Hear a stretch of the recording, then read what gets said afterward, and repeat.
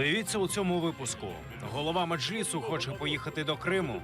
Настоящим заявлением я даю свое согласие на вызов меня Верховным судом Республики Крым. Порошенко готовий підтримати кримсько-татарську автономію. Я готовий внести декілька змін до Конституції, в тому числі щодо питань кримсько-татарської автономії. Російські політичні емігранти вимагали закрити дім вільної Росії у Києві.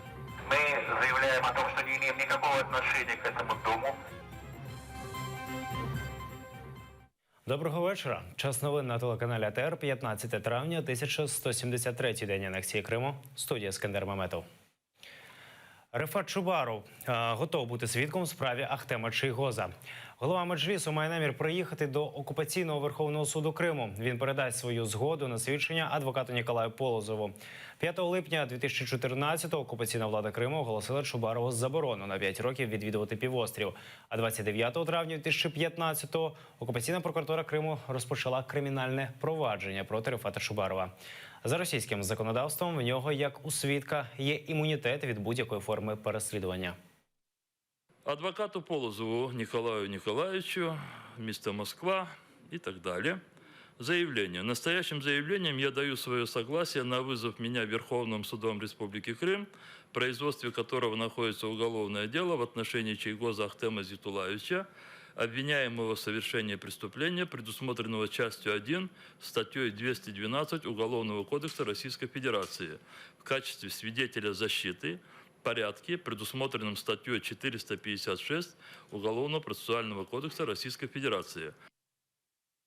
Ім'я Вамілєва розповіла, що бачила 26 лютого 2014 року під стінами Кримського парламенту. Члена Меджлісу допитали в якості свідка на 113-му засіданні у справі Ахтема Чийгоза. Заступника голови Меджлісу судять в окупованому Сімферополі за звинуваченням в організації масових заворушень.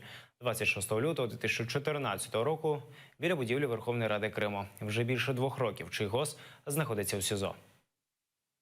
У некоторых пророссийских митингующих под одеждой были какие-то предметы, которые выпирали на 5-10 сантиметров, похожие на палки или арматуры. Также она заявила о том, что среди пророссийских митингующих, помимо ополченцев в камуфляже, были люди военной выправки в темной одежде. Именно у них находились эти предметы. Порошенко готовий внести зміни до Конституції України щодо надання Криму кримсько-татарської автономії. Зробить президент це після того, як Конституційна комісія запропонує йому формат цієї автономії. Я вважаю, що це була помилкою, що за 23 роки до початку російської анексії Криму українська влада не спромоглася забезпечити відповідний статус автономії кримських татар. Я готовий внести декілька змін до Конституції, в тому числі щодо питань кримсько-татарської автономії. Який буде формат цієї автономії, мають мені запропонувати Конституційна комісія, де беруть участь представники Меджлісу кримсько-татарського народу, робочої групи. 22 травня буде перше засідання робочої групи.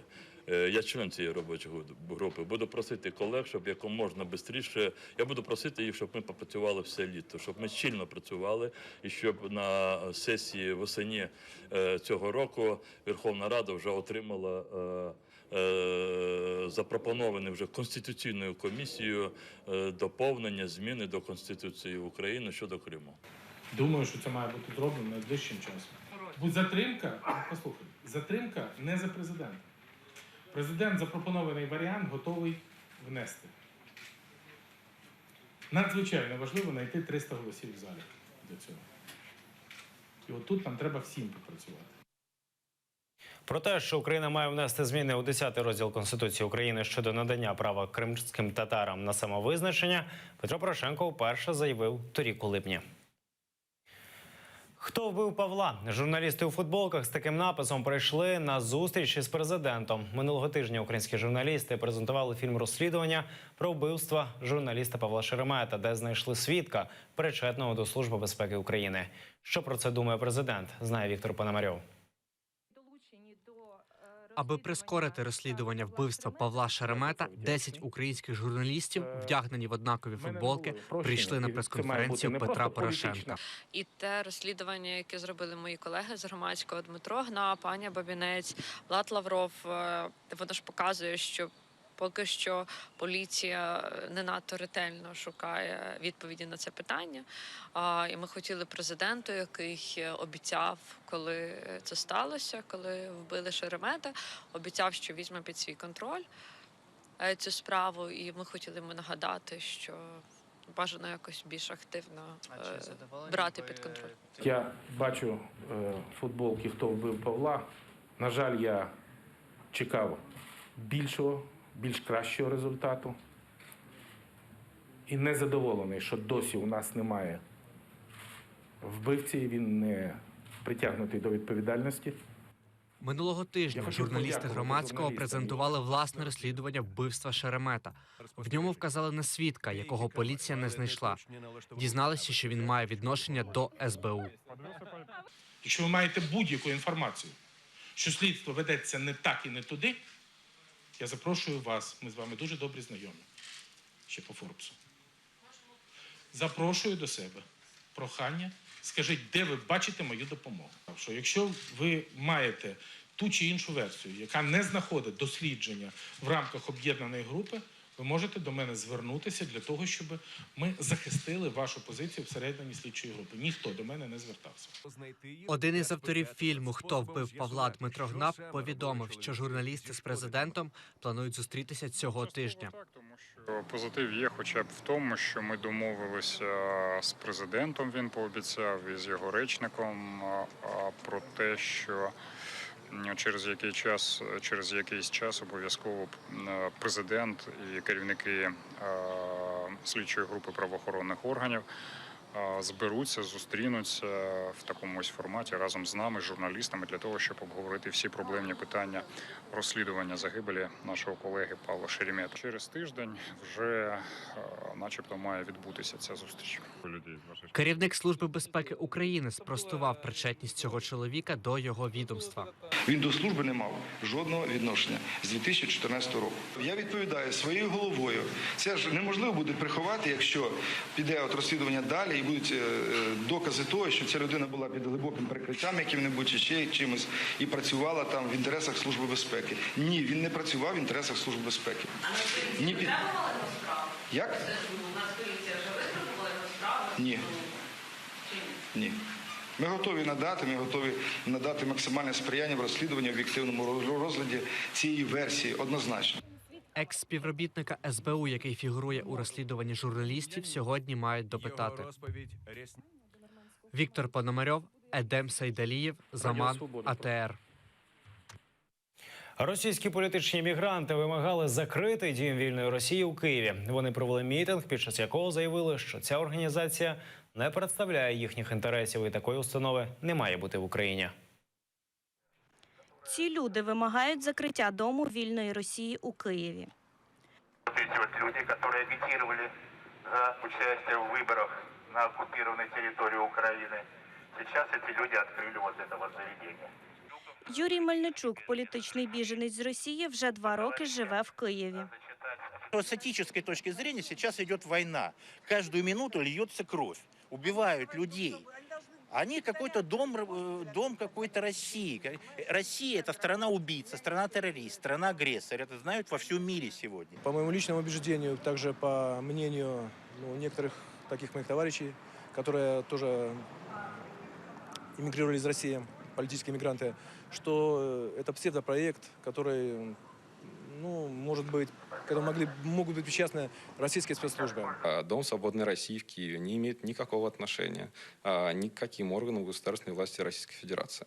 Мы представляем исключительно российских иммигрантов, которые поддерживают наш проект, и мы здесь готовы давать площадку, чтобы говорить о важных вопросах, связанных в том числе с диалогом между украинцами и продемократической, проукраинской частью российской общественности. Юрій Мельничук каже, що російським емігрантам цей дім не потрібен.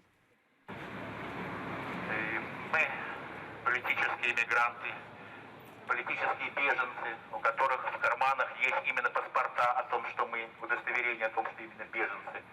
Мы заявляем о том, что не имеем никакого отношения к этому дому, никакого отношения к этим людям. Дім вільної Росії відкрився у Києві місяць тому.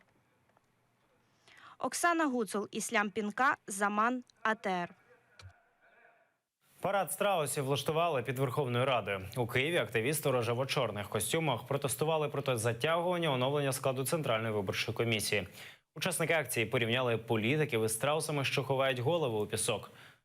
13 з 15 членів Центральної виборчої комісії прострочили свої повноваження і можуть забезпечувати діяльність головного виконавчого органу у виборчій сфері. Акція ця була у вигляді такого перформансу страусів, які вставили голову в пісок, ховаючись. І кожен страус символізував голову фракції, відповідно, в Верховній Раді, символізуючи те, що останні кілька років голови фракцій оновленої Верховної Ради просто ховають голову в пісок. Тому що вже 3 роки спливло з того часу, коли повинна була бути оновлена Центральна виборча комісія, але через політичну ситуацію тоді необхідно було провести терміново президентські вибори, потім парламентські вибори, і депутати політичним рішенням продовжили, по суті, можливість працювати членам Центральної виборчої комісії. Однак, після того, було сформовано новий парламент, процес Центральної виборчої комісії так і не був запущений.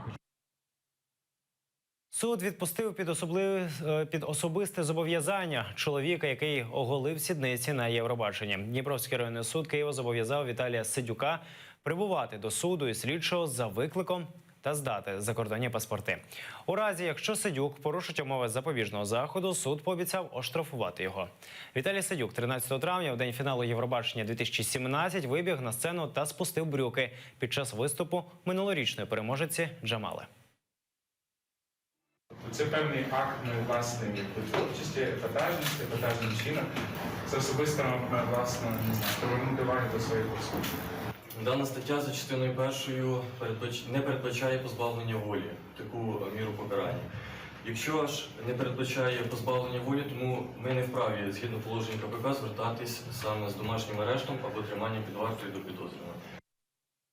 У Києві розповіли про план пам'ятних заходів щодо річниці депортації кримських татар. Програма почнеться з перформансу та акції «Запали вогник в своєму серці» 17 травня. Наступного дня у Києві відбудеться вечір реквієм з президентом України. О 18-й на Майдані Незалежності проведуть мітинг, присвячений пам'яті жертв геноциду. А о 20:00 презентують художній фільм Ахтемесії Таблаєва «Чужа молитва». 18 мая у нас начинается более такая обширная программа, которая предусматривает в 12 часов по всей территории Украины, в том числе и Крыма, подача звукового сигнала с минутой молчания в знак памяти жертв геноцида крымско-татарского народа. По Крыму в том числе предполагаем, мы призвали народ выйти из своих домов, квартир и провести молебень. Голова Меджлісу розповів про старт кампанії зі збору підписів, у рамках якої кримсько-татарський народ вимагає від ООН, Європарламенту, Ради Європи, Організації з безпеки та співпраці в Європі вжити заходів для припинення російської окупації Криму. Це всі новини на цю годину. Дивіться наступний випуск «Заман» кримсько-татарською з Шевкетом Наматулаєвим за 45 хвилин. Ефір продовжує програма «Бугун». Осман Пашаєв та Оксана Денисова говоритимуть з депутатом Європарламенту Ребекою Хармс. Будьте з АТР. Гарного вечора.